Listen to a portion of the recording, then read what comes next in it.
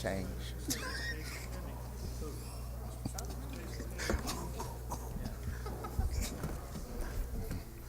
Welcome to the Biloxi City Council meeting. Tuesday, May 21st, 1:30 meeting. I need a motion to suspend the rules. Moved by Mr. Lawrence. I need a second. Second by Mr. Barrett. Any questions? All in favor? 7-0. No, 6-1. 6-1. Yeah. Dr. Tisdale, opposition. Yeah. Motion carried. Ms. Lucy, could you read the amendments? To our policy agenda, we're adding item 4F, resolution requesting the Department of Finance and Administration to adopt a resolution to declare the necessity for the issuance of state general obligation bonds. To add item 4G, resolution appointing Matthew Langlanez to serve on the Motor Vehicle for Hire Authority. To our consent agenda, we're substituting item 5C, the exhibit only, pertaining to Rumsey Engineering for Elsie Place Extension. We're adding item 5X, resolution authorizing entry into amendment to the supplemental agreement with Overtime Sports for the Conference USA tournament. And we're also adding item 5Y, resolution to enter into a special events agreement for the Mississippi Gulf Coast Billfish Classic tournament. Motion to accept the agenda as amended. Moved by Mr. Lawrence. Mr. Barrett. Second by Mr. Glavin. Any questions? All in favor? Okay. 7-0. Mayor's report. Yes, Mr. President. Continue to think of Robert and our police department and all of our first responders. It's just still amazing, and it's heartfelt. And we've had another incident in Alabama, and we know and share the love and prayers that they're going through right now. And I just would like to note that. But May has been something to remember. But also, we had a good air show, and that was very good. And again, everyone. Thankful to everyone who had a part in that, and so we're very excited. I think about 80,000 people, and it worked out very well with the venue. And I know the Air Force and those folks were tremendous to work with, and we we're looking forward to the future. We did have a change of command. Deb Lovett, who was there with us when we envisioned this, Biloxi and on Keesler Air Show. So it was tremendous, and the change of command happened a week or so ago, and she's off to the Space Command.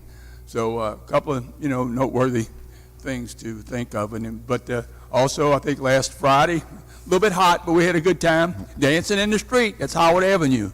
So I think all in all, we're on the right track. The summer has started. The numbers are good, and we're looking for the next several weeks and months into this year, and it's successful at the end of this fiscal year, and get ready to go start 2019.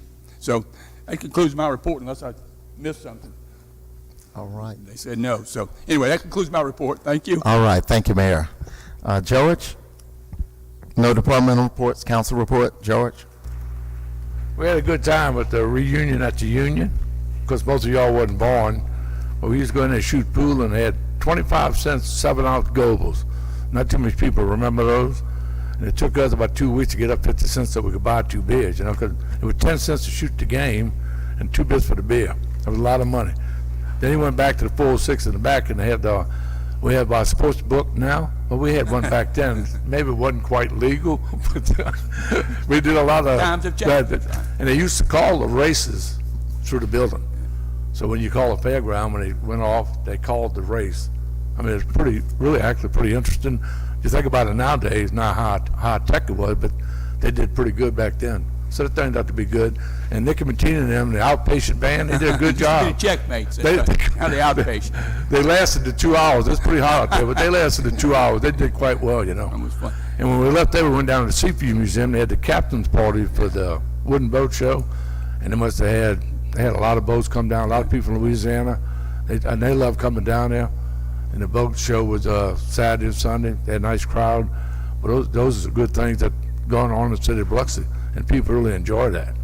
And then we got the Conference USA tournament starts tomorrow, and we have to have Southern keep winning, because when Southern wins, we get 3, 4, 5,000 people go to the ball game.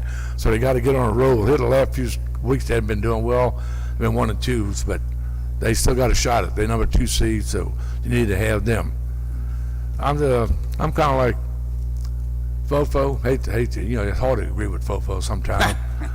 Well, let me tell you something. I've been here 18 years and probably done voted on 2,000 things, but I'll tell you right now, the best vote I ever did in my time here is voting for John Miller as the chief of police. So once again, you've been great. Been going through a lot of problems, held everything in dignity. You did a great job. We thank you for that. Thank you.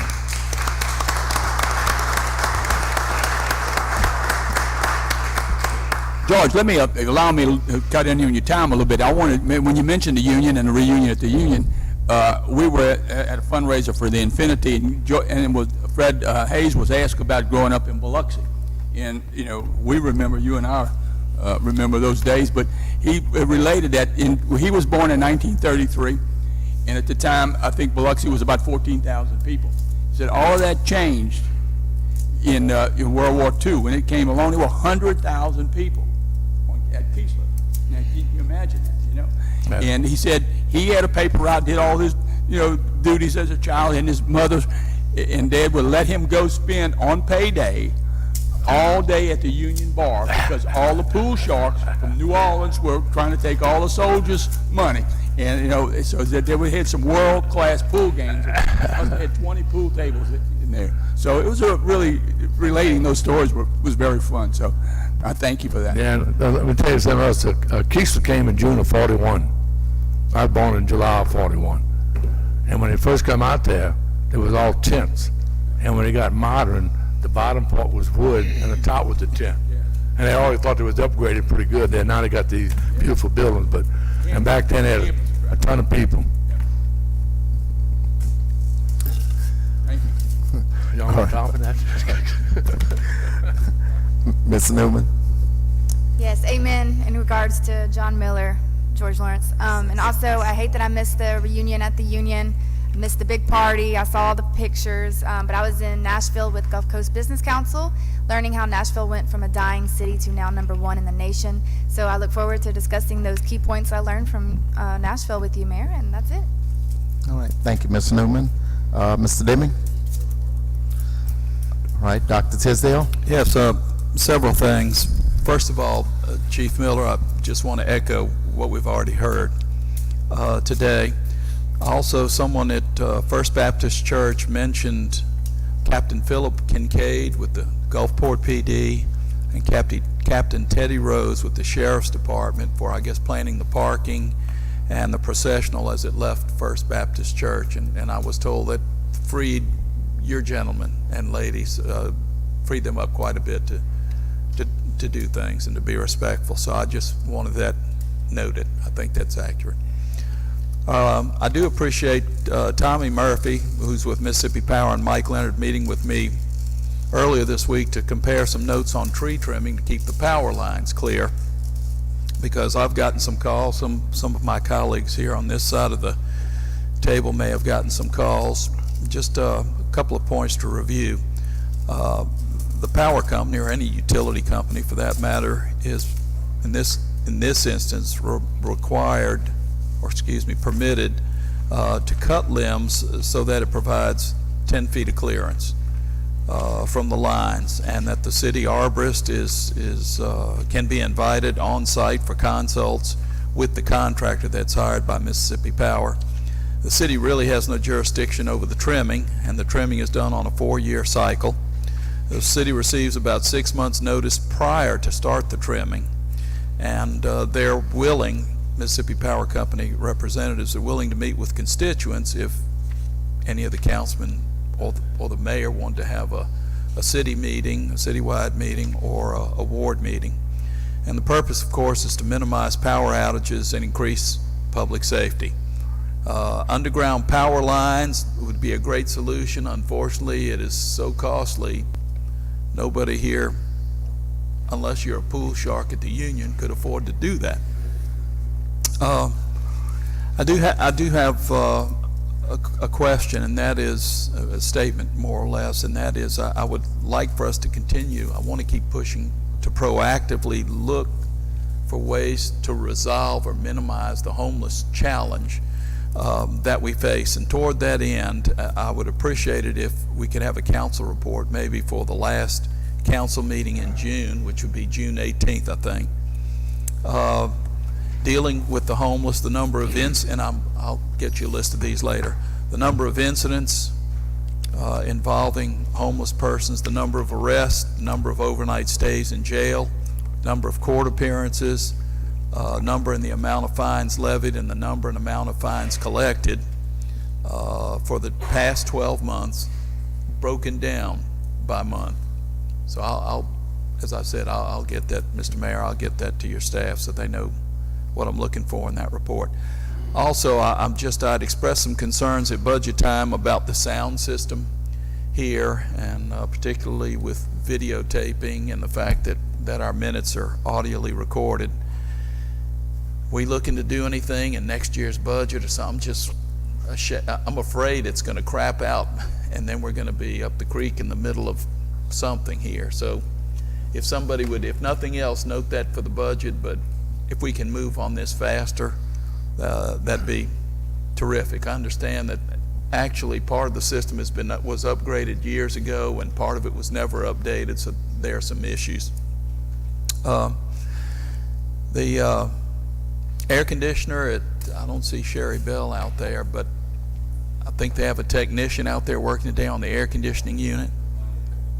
I got that from the mayor of the enclave, Mr. Tom Linenberger over there. He was telling me. But I know that's been an issue, and we didn't know exactly when they'd be in to repair it, but today hopefully is the day. Also, I'll share one union story with you. My father, for those of you who don't know my father, he was a local physician. And my union story is this. He would tell me and my brothers, God help you if I ever catch you in the union. That's all he said. That and no, because we never went in there. I never went in there. And that gig, my older, less emotionally stable brother, he might have been in there a time or two. Anyway, that concludes my report. Thank you. Thank you, Dr. Tisdale. Mr. Glavin. Thank you, Mr. President. Also, Chief Miller, I'd like to give my kudos to you and all of your officers. Very difficult time, but very inspiring time to see the response of you and also of all law enforcement. Looking at your leadership and their leadership kind of come together was something to behold. You're welcome. And on that note, there's still a couple of fundraisers. I'm sure there are going to be a lot that'll be happening over a period of time, but I want to announce two of them. The first one is May 23rd from 6:30 p.m. to 9:30 p.m. Food, drink, entertainment, live auction, and it's going to be at the lawn at the White House Hotel. Tickets are available for $100. The White House and the owners there are providing all of the labor, all of the food. It's not proceeds, it's every dime that's collected is going to the family. So we're not taking out expenses, we're going to support it, and every single penny is going to go to the family. Also on May 26th, Donnie Handler with the crew of Neptune approached us, and he wanted to put together a ruck run. I don't know if anybody knows what a ruck is, but a rucksack, it's basically a 40-pound sack, military term, and you can run with a ruck, or you can run with a flag, or you can just run, or you can walk, or you can just show up. But it's $20. You get a t-shirt. I think it's $4.19 we're paying the person for the t-shirts. It's a very nice shirt. And then all the proceeds will go to the family. It'll start at 9 a.m., conclude somewhere around noon, and it's from Margaritaville to the Lighthouse and back. We'll say a prayer at the Lighthouse, and then we'll return back to Margaritaville. Chief, if you do have any resources, and if we can get a police escort or something to show us support on what we're doing, it's just a request. If you don't have that resource, then don't worry about it. We'll take care of the rest. Also, really enjoyed the reunion at the Union. And again, there's a lot of people who don't know what the Union Bar is or 406 or whatever, but and actually I never was in the Union Bar, but I heard my dad and my uncles and everybody talk about all their escapades. Some things I can't talk about what happened there, but it sounds like it was a good social gathering place for if you wanted to have some fun, or if you wanted to be a rascal, that was a good place to hang out. So Mayor, and to the organizers and to the developers, and to put that thing together, it was a fun day. It was Chamber of Commerce weather, and I know the mayor renamed the checkmates the outpatients, so that they really appreciated that. But anyway, and that concludes my report. Thank you, Councilman. Let me add, I guess all statute of limitations is run over on all this activity, so we can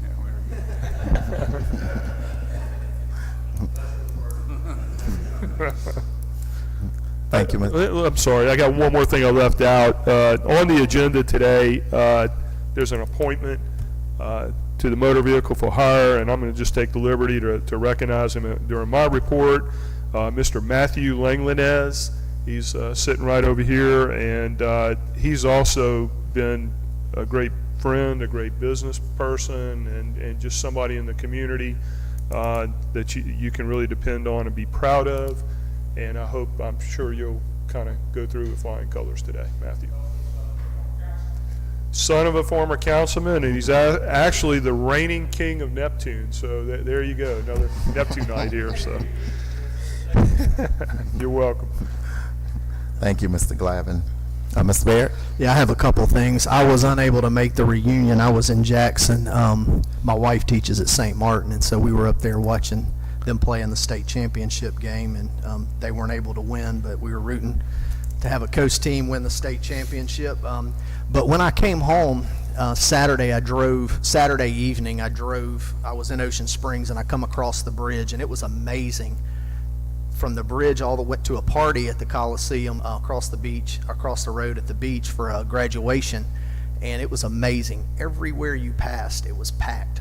The whole city, every parking lot, all the way from the bridge to the Coliseum, everything, every restaurant, every bit. It was amazing to see the crowd that we had just on a regular Saturday night. Nothing really big, a special event or anything in the city. So that was very encouraging. An echo of what everyone else said to Chief Miller, all of our first responders. You made us proud, and it was amazing that the pride, even though we had this tragic situation, the pride that we could have to see our city and our coast responding the way that they did. It was really amazing to see the way that everyone came together in unity. This past Sunday, I had I guess I would call it an honor. It was when I started, but when I was finished, it didn't feel like it. I ran the 12.6 mile memorial run from Jones Park to the Biloxi Town Green. And I can tell you, I know what it feels like to be dead. I've never ran that far before, but it was over 200 people that took part in that, and honoring Officer McKeithen's life and sacrifice. And I'm going to take part as well in this 5-mile run this next weekend, so it shouldn't be quite as tough for me. But for those guys that run those marathons and stuff, I don't know how they do it. And then the last thing I want to cover is we've been approached, and I know that the mayor has talked to some people, and I've talked to Mr. Leonard and a couple of council members about the possibility of naming something in the Wool Market community after Officer McKeithen. And there are several ideas. The news has actually asked us about it as well, because they started a petition online. But we have several different facilities and options, parks, buildings, things like that could be a possibility. So if we can just look at that, and I don't know what the process of doing that. He lived on Highway 67, maybe even a portion of that road named after him. But if we can look at that and do something pretty soon on that. I think that would be a great way to honor his memory. That's all I have. Thank you, Mr. Barrett. Okay, and I'll make the final remarks. I want to echo what everyone else said. I really can't say too much more than what all been said about Chief Miller. Not only Chief Miller, but Chief Papania and Chef Peterson. I have 2 words: class act. So thank you guys for what you guys did. The roads, Mr. Rhodey is in. Just want to say thank you, because look like we're getting some roads paved, and I might have some finishing coats finally. So 5 years and some change, we're slowly getting there. On June 20th, I'm going to be having an award meeting, June 20th, 5:30, concerning, the progress of our roads, the south side, and also some upcoming attractions. Reunion at the Union, that was a great act. I think the mayor's said that we might start doing it every month. I might have to push him to do that every month. And someone said they'll pay good money to get him up there and play on the piano. Yeah, and of course, let's not forget our Biloxi High. We got a new crop of seniors coming out into the world at the graduation tonight, and that's at 6 o'clock tonight for our graduates. And that concludes my report. Say one thing. George also have something else Yeah, to to say. our graduating class, I think Robert Denon's daughter graduating. Oh, yeah. And I know he don't look like he ought to be a senior in high school, but his daughter's actually graduating. Congratulations, Robert. Congratulations, Robert.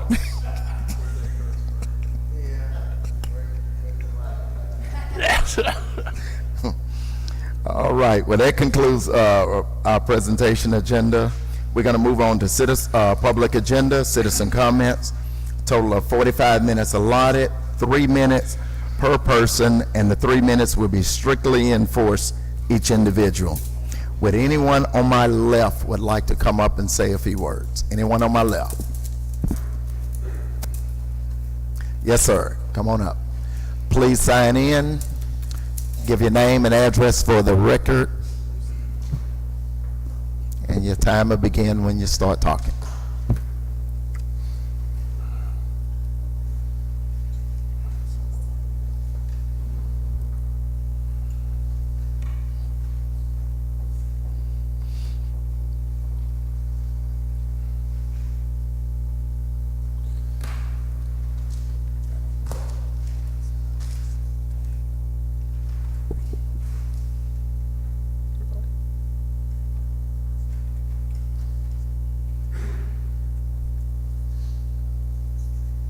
Okay.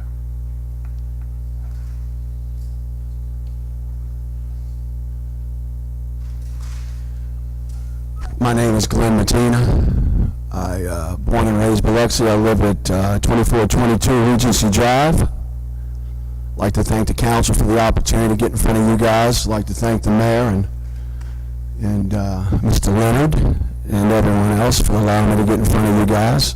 First off, before I do get started, I do want to commend Chief Miller, Chief Papania, Sheriff Peterson. All of you exemplified what teamwork really is all about. And you guys not only represented the city of Biloxi, but coast law enforcement to the fullest, utmost professionalism to the nation. And for that, I'd like to thank all of y'all and everyone else for the job that these guys did and do. Secondly, this past weekend, we on Atlas Fights, LLC. We've been promoting mixed martial arts for 10 years. We promoted 56 shows in 3 states. Currently have contracts with the IP Casino Resort and Spa and Paragon Casino Resort in Louisiana, which is owned by Indians. Okay? This past weekend, Chief Miller, we did honor your officer, McKeating. We had a moment of silence at the event with his photograph and pictures on 3 jumbo screens. And it was a tough thing for myself and everyone in the room who is from Biloxi, Mississippi, and he was born and raised here. We also offered buy one, get one free for all law enforcement, celebrating Law Enforcement Week last week. So Atlas Fights did what we could without being public to recognize and thank all the men in blue up and down the coast and nationwide, and Officer Keating and his family. With that being said, I'm here to discuss or find some answers. I've been renting city property since 1995. I was 29 years old when I rented Biloxi's Point Cadet Plaza. I'm sure Mr. George Lawrence remembers not only my first, but several that we promoted down there. And we promoted local vendors, local businesses, invited people to Biloxi to come have and enjoy themselves. 1995, it was called the first annual Alternative Rock Festival. We sold beer, we had food, we had vendors, we had live rock bands. Okay, after that event, we rented Point Cadet Plaza several times through that administration. I've been renting city property for 24 years. Never have we been refused or turned down, because never have we had an issue or problem. We hire the city help to clean the grounds, as we do when we go to Baton Rouge at the River Center, as we do when we work with the Mobile Sports Authority, the Mobile Chamber of Commerce, which we have. Tina, that concludes your time. Sorry, Thank your you. time is up. We follow this up with our attorney. Is there anyone else on the left? Anyone on the left? Been turned down. Anyone on my right would like to come up?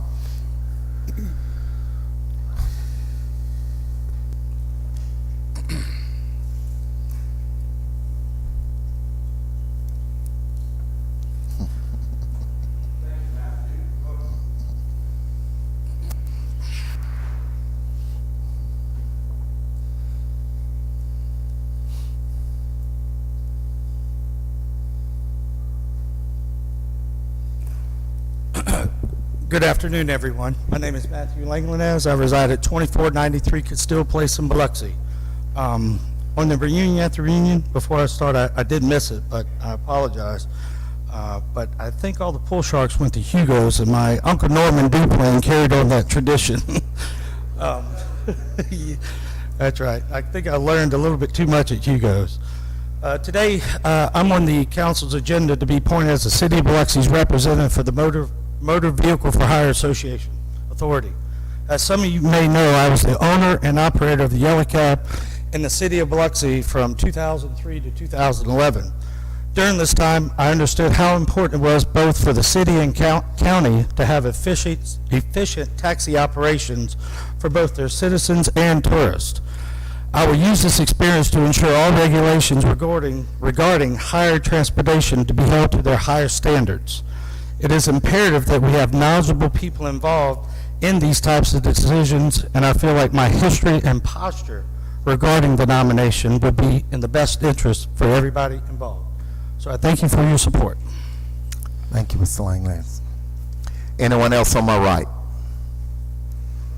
Okay, in the back? Yes, sir.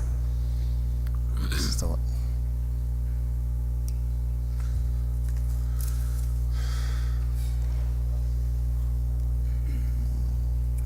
How y'all doing today? I'm Mark Stewart. I live in Jackson County. I'm a third-generation commercial fisherman here. I've been here and talked to y'all several times about the ongoing matters at the Biloxi Harbor, and they're still going on behind the scenes. We're not allowed to do anything. There's been a boat parked in my parking place for 5 months. It took me to get it removed, but I'm supposed to pay for that 5 months without being able to bring my boat in here at all. Now I'm not allowed to work on my boat anywhere. I'm not allowed to do anything because now I'm evicted. I got a letter saying I was evicted and been sued by the city, all in one letter. And this eviction is an eviction notice that was given to me last year when I came in here that Mike Leonard was supposed to have got rid of, but he didn't do it. He was supposed to be taking my money, taking care of this situation, but he didn't do it. So I asked him why my money ain't adding up. I want a record of my bills. Well, two Fridays ago, I got a record of my bills for the last 2 years, and I found out why. They charged me for one boat on another boat slip. While they wasn't accepting my money or giving me any privileges, they charged me late fees every month.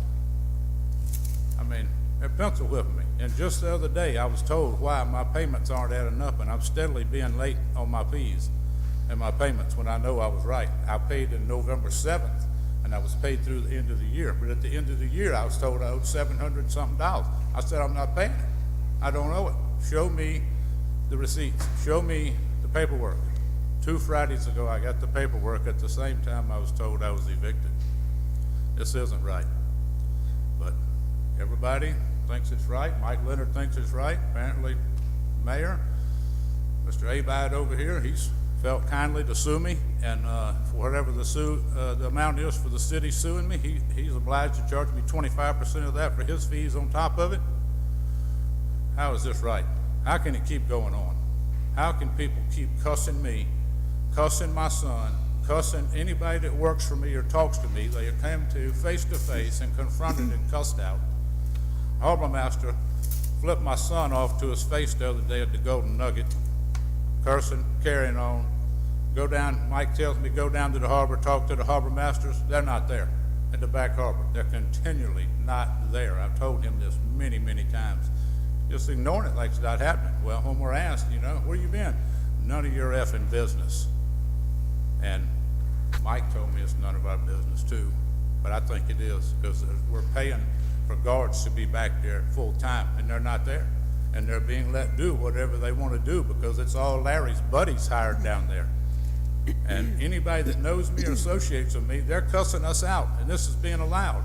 And my girlfriend got attacked at the city up there. Well, the city threw them charges out too. Mr. Stewart, your time is up. Thank you, Mr. Stewart. Appreciate that. Did I miss anyone? Did I miss anyone out there in the audience? Did I miss anyone? Okay, we're gonna consider the public agenda closed. We're gonna move on to the policy agenda. Ordinance A, Lucy.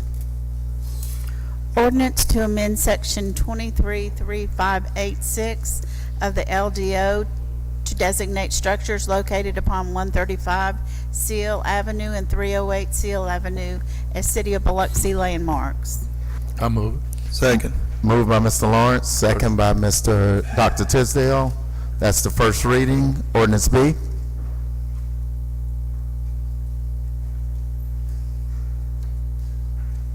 Ordinance to approve a zoning map amendment to authorize a change in zoning for a parcel of land from I industrial to RM 30 multifamily for property identified as 212 Raynor Street. I'll move that one. Second. Second by Dr. Tisdale. Resolution C.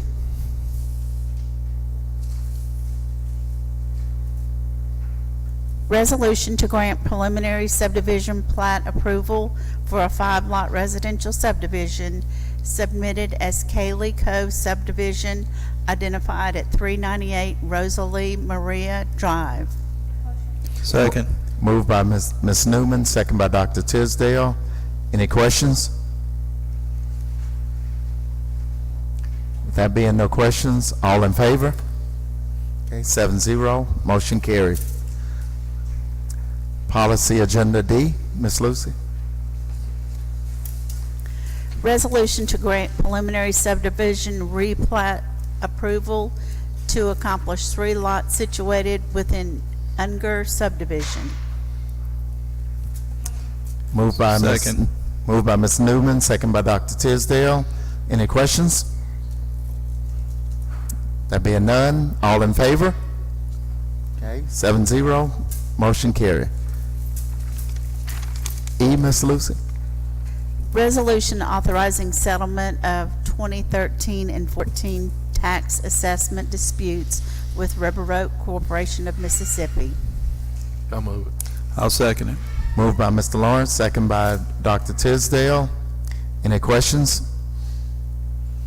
No questions, all in favor? Okay, 7-0, motion carry on E. I need a motion on the consent agenda. Move. F and G. Oh, we got one more? Oh, you got 2, F and G. F and G. Oh, okay, I missed that one.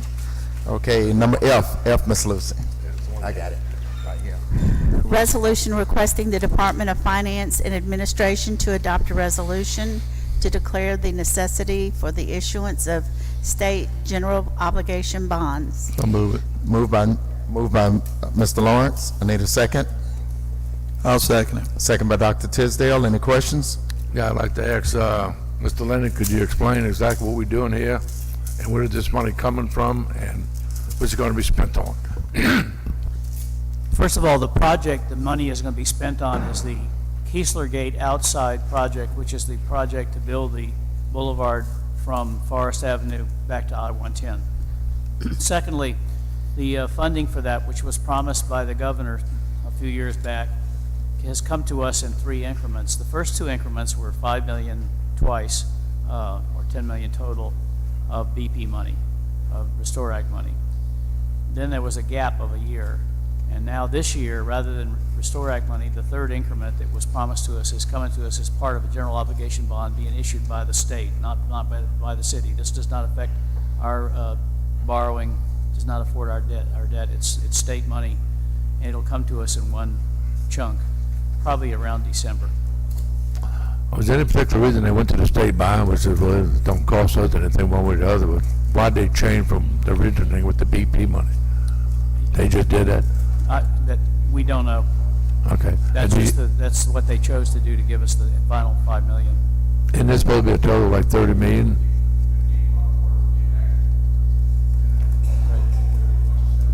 Yeah, big picture, you remember the 2 projects, the inside and the outside. The inside gate project is ending actually with some money left. So we've changed their scope of work so that they will actually be building outside the gate, the roundabout that's going to be there on Forest Avenue. So they're going to pick up that part, which is going to reduce the overall cost of the outside the gate project. But we're still probably a little shy of what it's going to take to finish the job. We've got enough, once that $5 million comes, we'll have enough money to put the job on the street. And so that means probably about January of 2020 is when the bids will go out, or sooner if we get the money sooner, but probably no later than January 2020 for the bids to go out on Keesler outside the gate. Yeah, we finished buying up all the property to expand Division Street. We've spent a boatload of money and still are. In fact, if you're interested afterwards, I've got a chart that shows every property that we're acquiring property, everybody we're acquiring property from, and which ones are finished. You're going to start seeing some demo. In fact, you saw your first demo today when the house on the northwest corner of Forest Avenue and Division Street went up in flames. The fire department, in a training exercise, burned that house down. That's the first of the demos that's coming. We're hoping to, as quickly as possible, once we acquire property, to demo the property so that we don't turn into a place for the homeless to hang out. Thank you. Any other questions? Any other questions on the offer? All in favor? Okay, 7-0. Motion carried. Item G, Ms. Lucy. Resolution appointing Matthew Langlanez to serve on the Motor Vehicle for Hire Authority. So moved. Moved by Mr. Glavin, second by Ms. Newman. Any questions? Mr. Glavin, I think you said it all. I got a lot of questions, but I'll hold them for a later date. All right, all in favor? 7-0, motion carried. Congratulations, Mr. Langlanez.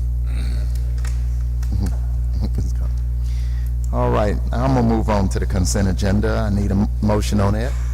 So moved. Moved by Dr. Tisdale, second by Ms. Newman. Mr. Lawrence? Yeah, I'd like to pull P and talk to y'all about the next site.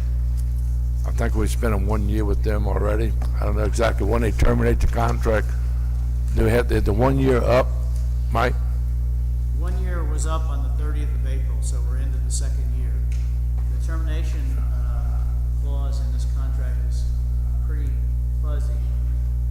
Basically, it says that in order to terminate them, unless they agree, they have to violate any of the terms of the agreement or any of the obligations set forth in the exhibit.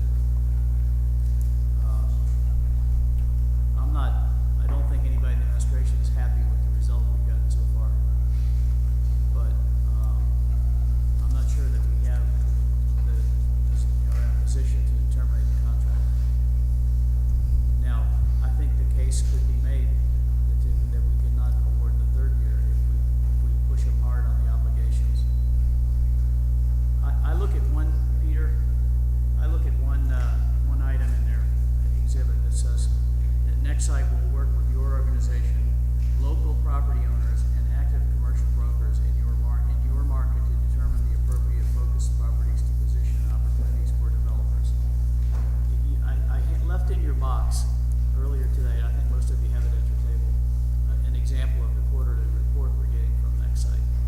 And it doesn't look, it looks like it's being done from far off, if you will, kind of hands off, and not really involved, like this says, with your local market or the commercial property owners in the local market. So I think we could probably make a case that we're not getting what we're paying for. What would it take legally to terminate this? I'd suggest you go ahead and table it for today and let us talk to them. I mean, I think they may agree to mutual termination. We've brought it up to them before, but we didn't really push it that hard. If you table it for maybe 2 weeks and give us a chance to talk to them and see what we can do. You know, I have a problem with tabling because we've been waiting for a year for them. You got to beg them to come to these meetings. They don't come to the meeting. They don't bring us any information. I know it's $28,000 contract, not a lot of money, but I just don't think the next $56,000 is just a waste of money. So that's why I need to find out what we can do to terminate this contract. So, I mean, if table is the only shot we got, I don't know. I'm just saying you're deferring payment today. You're not approving payment. You're not rejecting the contract. Just give us a week or so to talk with them. I'd like to ask the question that I asked previous when they came here at the council. You know, it's been 4 or 5 months ago, I guess. What business have they brought to us? Which one have they inked? What building have they leased to a business? When I asked that question several months ago, he said zero, nothing. So I'm assuming it's still the same answer. So, I understand that stuff like this takes time, but it's like Kenny said several months ago, we as a council had made a decision to terminate this contract, and then the next week they showed up with a report saying basically what this report says, and I looked over it in my email this weekend or last night, whenever it came through, I don't remember, but it's a very generic report. It says franchisees, their franchises are looking for franchisees. That's common sense. If they don't have a restaurant or a business in an area, they want somebody to put one there. That's every franchise in America. If they don't have one in this area and no one's bought the rights, they want to put one there. And that's basically all this says, and that they've attended some conferences. And so we had moved to terminate this. They showed up the next week with this big report saying that they had all these things that were interested, and that was 4 or 5 months ago. And it's funny that a report shows up 2 days before we're supposed to vote to give them money for the next year. And since that 4 or 5 months, we've heard not a peep out of them. And so I'm with George, and you know, whatever we have to do it legally, but I don't think that we should be obligated to pay these guys another year. If we need to table it, I'm for that until we can figure out the path that we need to take to do that. But I don't think that we should pay them for another year, because I feel that we're going to get the same result and give them $24,000, $25,000, whatever it is. And so whatever we have to do to figure out how to get out of this contract, I think that's the path that we need to take. how about this? They bring somebody to the table and then we pay them.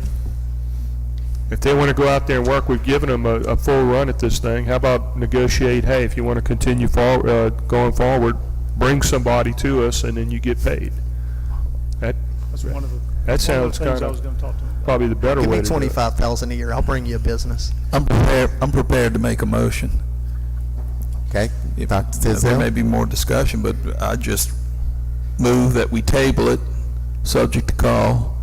The attorney, we'll talk with him, and he may be back at our council meeting next week to say, here's a deal, or he may be back in a month to say, here's a deal. But for right now, let's just table it, subject to call, to allow the attorney time to work his magic. Okay, moved by Dr. Tisdale. I'll second that if I can get Okay, a second. moment. And questions? Can I get a little? Okay, are you gonna second it and then we question it? Because we got a motion on the table. Yeah, I'm gonna second it. Second it, okay. You got the floor.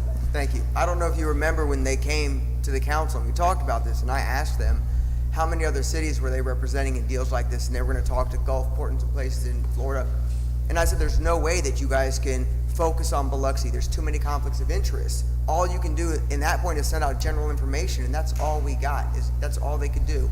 We can provide that information, the same information they're giving out, and this is exactly what we knew was gonna happen.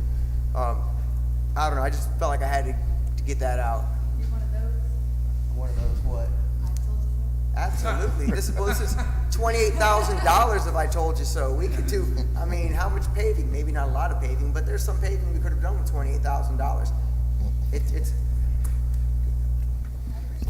I don't mind tabling. I don't think it ought to be subject to call. I think it need to be done next week, one way or the other. Can you do it next week? My anniversary's this week. Say again? My anniversary's this week. Oh, okay. Okay, it's been properly moved and second to table it. Any other questions on tabling it? Okay, all in favor? Okay, 7-0. Motion carried to remove. George, you got anything else? I gotta do it on this show.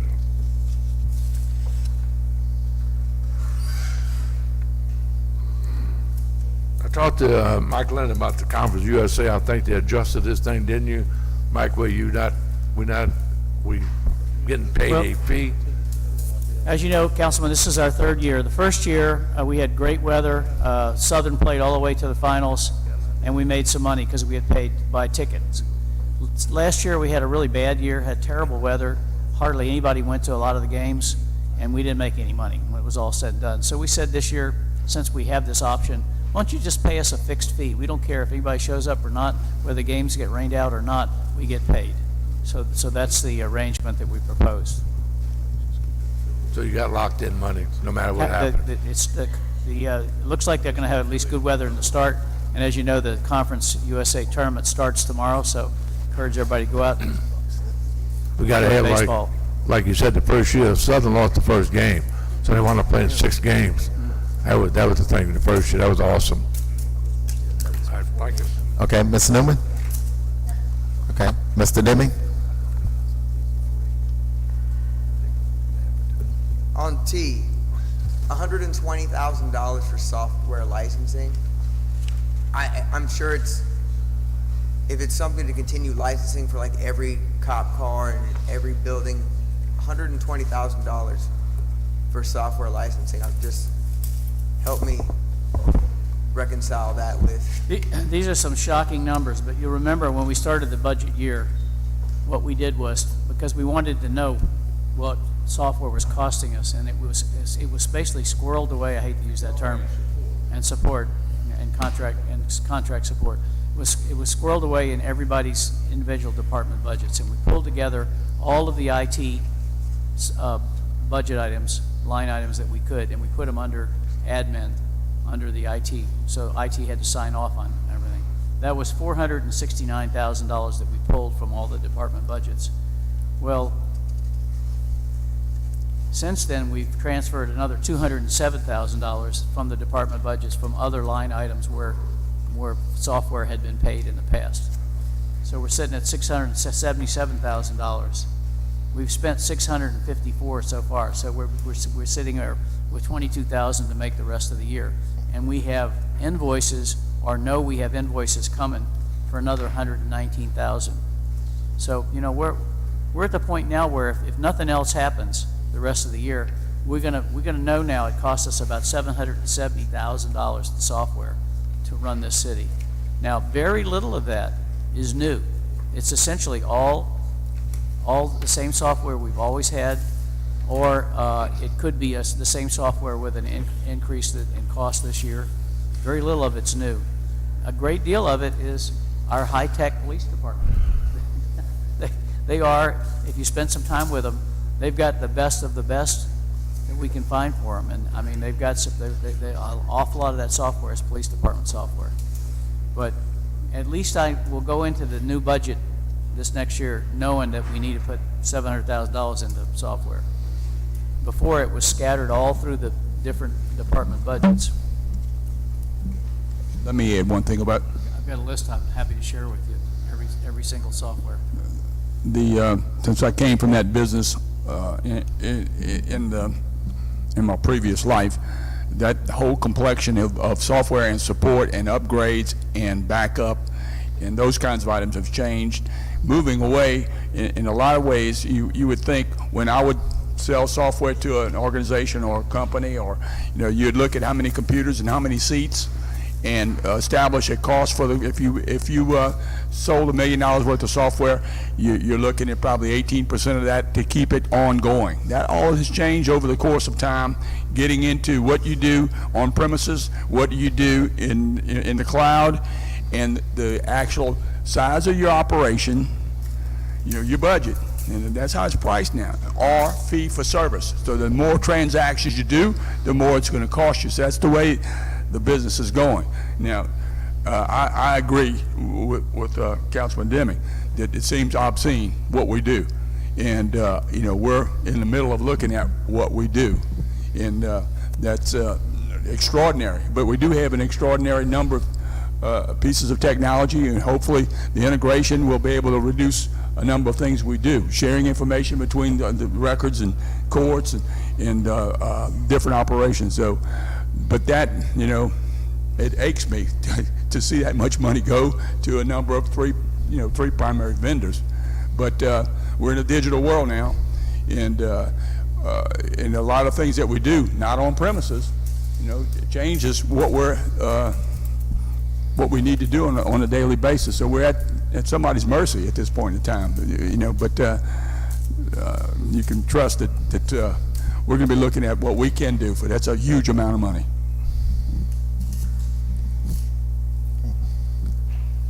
Anything else, Mr. Deming? On Q, the barricade, I know it doesn't appear to have a cost. Can you explain that to me? The Buy a Barricade group gives us barricades with advertising on them. And we've been in that arrangement with them for a couple of years now.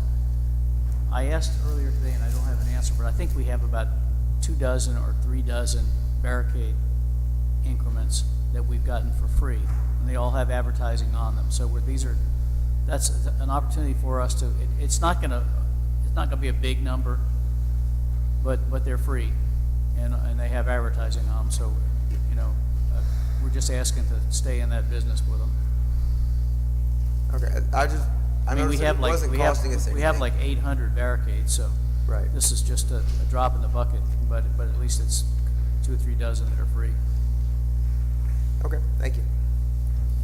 Okay, Dr. Tisdale? Nothing. Mr. Glavin? I have nothing. Mr. Barrett? Yeah, I just have one thing on.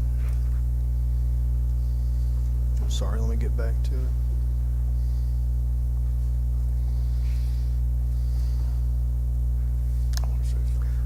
D, on the Wool Market Community Center building.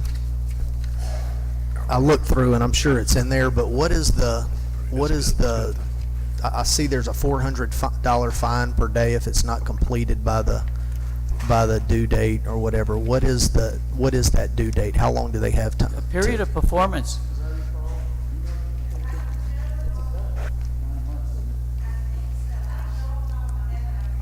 I think it's about 9 months period of performance. And then my And only most other. of that is really, at least a third of it is waiting for the building components to come in. Yeah, and my only other question is, originally we had, I guess whoever the architect was had given us a price in the range of $250,000. I see this is $323,000. Yep. So that's a $73,000 difference, and it's something we need. I mean, we've had the building now for a year and a half, and other than our community meetings, we haven't had anything in that side of the building, so we need to go forward. But what's the discrepancy from 250 to 323? I believe that most of the discrepancy is the cost of the building components, because as you know, steel prices are going up. But Christie can answer this better than I can, but I haven't seen many bids come in low these days. Bids are all coming in across the board higher. Contractors are not hungry, and components are material is more expensive. Yeah, I understand, and I want to see the project go forward, but I know this is coming out of that bond that we Yeah. took out, and if we gauge everything, so 250, that's 73,000 additional that we didn't plan for, and then we go to the next project, and then we get to the end, and some of these projects might not be able to get completed because we miscalculated on how much they're going to cost. And so I just, that's something that we need to look at. Welcome to my world. Here is the capital project list, and you can see how many lines are on there. And as projects come in high and low and high and low, we balance, and we give you each quarter a reconciliation of Yeah, and I think of that where we are. And you're right, some things are going to slip off the end of the earth here at some point. And I think that Robert had asked for this, and I'm not sure what frequency that he asked for it, and he stepped out the room, but I'll follow up with it. Is there something that we can get every quarter showing us what's been spent out of that bond and what remains, so that we can sort of have a Yes. tracker as to what, as to what we have available? This next quarter ends in June, so early July we'll give you a reconciliation. All right, thank you. Okay. All right, thank you, Mr. Barrett. Yeah. George, you have one more thing? Yeah, I do. I know that we have a couple of things here on the pickleball.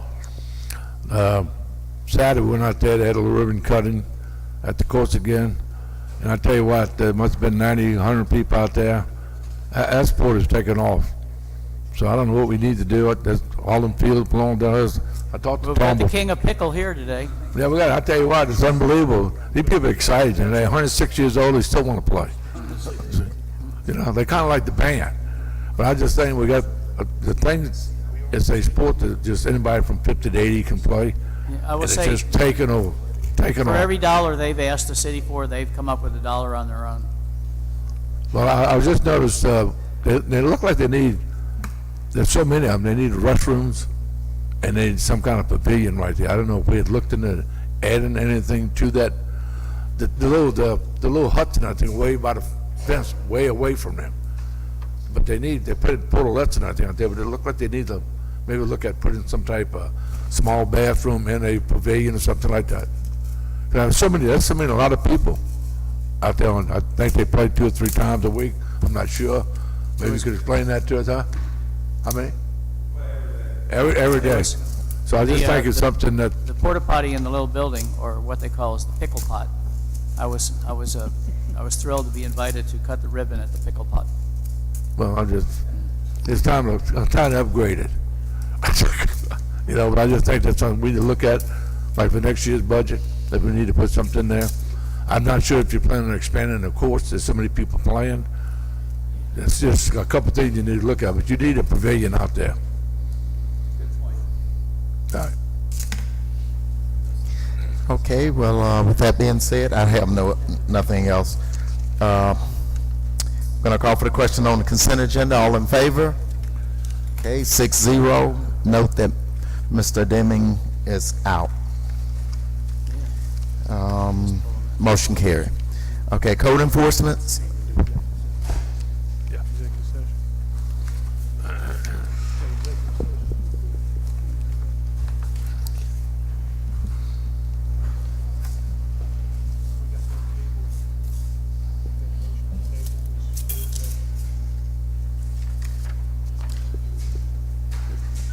First item on the agenda, item A, Michelle Williams, 2045 North Drive.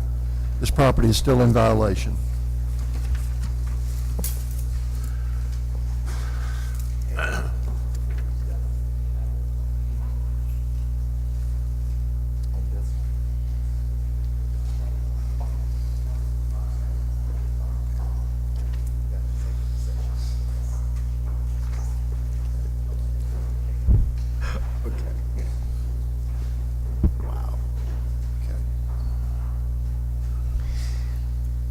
Is there anyone here on behalf of Michelle Williams? Anyone here on behalf of Michelle Williams? Going to consider that matter closed. Item B on the agenda, Bria Investments, 283 Deloney Street. This property is still in violation.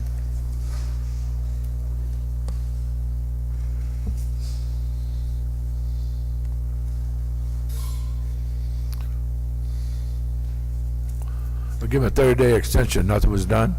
Yes, sir, we did. Nothing at all?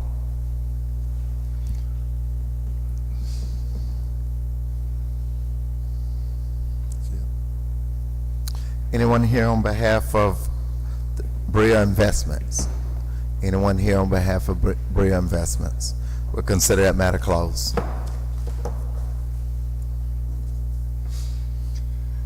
Item C on the agenda, Gene P. Grace, 1761 Vaughn Street. His property is still in violation.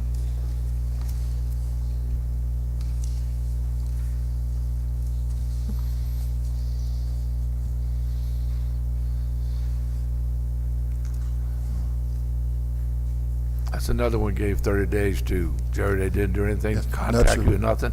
We can't even get them to come to the door.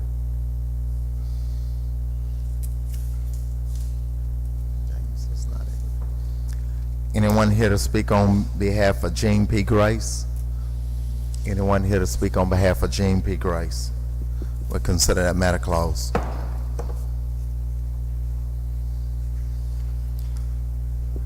Item D on the agenda, Social Brothers Incorporated, 156 Dory Street.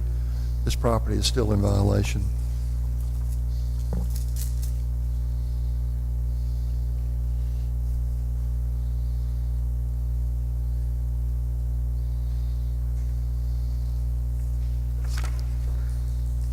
Anyone here to speak on behalf of the Social Brothers?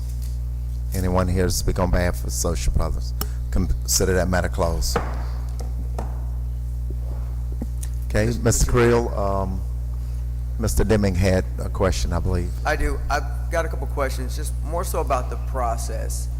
A member of our community in my ward was cited for accumulation of trash, tires, appliances, all that other stuff, and then also the lawn. And I talked to Mr. Lambert, and he explained to me why they put the trash, the appliances, things like that, and it makes reasonable sense. My question is, the reinspection date. They actually cut it on the 1st of this month. The citation was the 24th. The reinspection was the 9th. They did cut it, but it was still. Then they received a summons. I don't know if we are actually going out there on these reinspection dates and verifying that it's been done, and if so,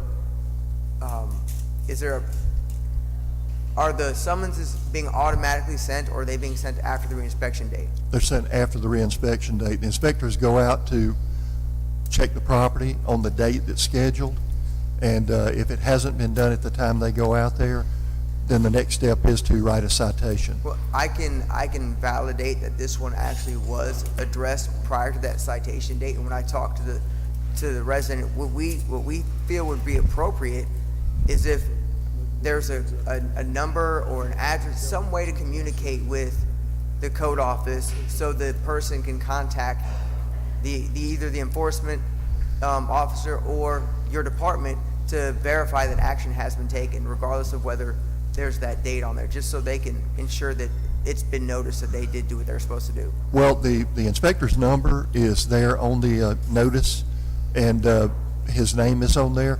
And in most cases, the people will call us and let us know that, all right, just wanted to let you know, the property has been cut today, and our guy will just go out there and verify that it has been cut. Right, and that's what happened when I called him. Yeah. But is it the 4350841? Is that the number that you're referring to? 'Cause We have 3 different numbers. There's one on there for code enforcement for the department. Okay, well, I'll talk more with you afterwards. I just want to Okay. make sure that we have open lines of communication. It didn't We do. work for this resident, and it didn't work for me Okay. going through that process. I had to call your office and have them transfer me to the inspector. Remember that the inspectors are out in the field most of the day. That might be the part of the Yeah, problem, so- and so I want to figure out a way to open those lines of communication for our residents Gotcha. to make this process easier. Yes, Thank sir. you. All right, thank you, Mr. Deming. I need a motion on routine agenda. So moved. Moved by Dr. Tisdale. I need a second. Second. Second by Mr. Glavin. Any questions, Mr. Lawrence? Yes, sir. What we have this week? Anything good?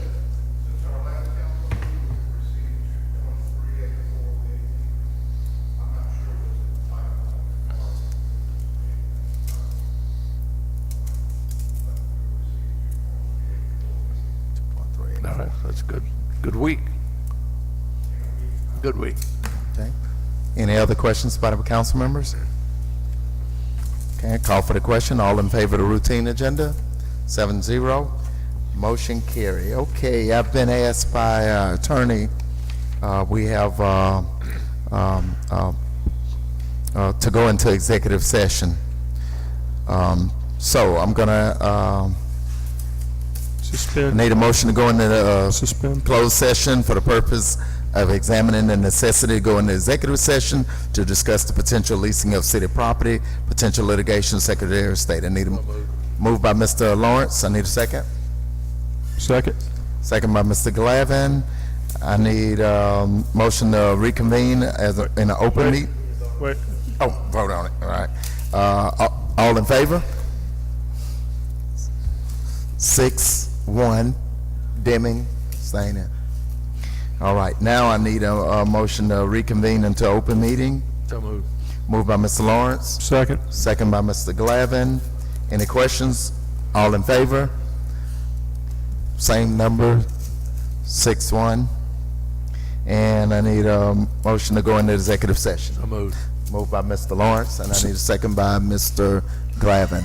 Any questions? All in favor? 6-1. Motion carry. And of course, I need a motion to come in, reconvene into open meeting. That's after. That's afterward. All right. After. I think I got it all. We gotta go do something. Okay. I've read it wrong. Gotta go do something What's the first. purpose?